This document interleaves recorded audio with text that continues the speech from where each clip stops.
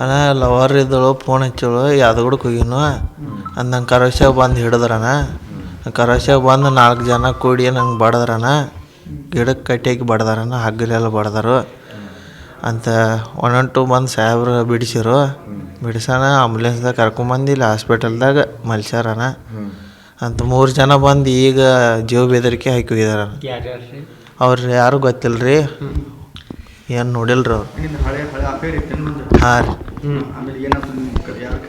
ಆ ಹುಡುಗಿ ಜೊತೆ ಅಫೇರ್ ಇದ್ದಾಗ ಆಕೆ ಮ್ಯಾರಿಡ್ ಅದಾಳು. ಹಾಂ ಮ್ಯಾರಿಡ್ ಅದಾರ ರೀ. ಮ್ಯಾರಿಡ್ ನಿಮ್ಮ ಜೊತೆ ರಿಲೇಷನ್? ಹಾಂ ಆಕೆ ಫೋನ್ ಹಚ್ಚಿದ್ರು? ಹಾಂ ಆಕೆ ಫೋನ್ ಹಚ್ಚಿದ್ರು. ನೀವು ಹೋಗಿ ಭೇಟಿ ಆಗಿದೆ? ಭೇಟಿ ಏನಾಗಿಲ್ಲ ರೀ, ಇನ್ನೂ ಭೇಟಿ ಹಾಕಿದ್ ಪೆಲ್ಲ. ಹಾಂ ಯಾವ ಆಕೈತಿ? ಯಾದಗುಡದಾಗಿ ರೀ. ನಂದು ಎಕ್ಸಾಮ ರೀ. ಹಾಂ ರೀ ಹಾಂ ಆಕಿ ಗಂಡ್ರಿ ಅವ್ರ ಅಣ್ಣಗಳು ರೀ 4 ಮಂದಿ. ಕೈಲೇ ಒದ್ದಾರ್ರಿ, ಹಗ್ಗಲೇ ಬೇರೆ ಹೊಡೆದಾರ್ರಿ. ಕಣ್ಣಿಗೆ ರೀ, ಕಣ್ಣೊಂದು ನಟ ಕಾಣತ್ರಿ, ತಲೆಗೆಲ್ಲ ಬಡ್ದಾರ. ಹಾಂ ರೀ.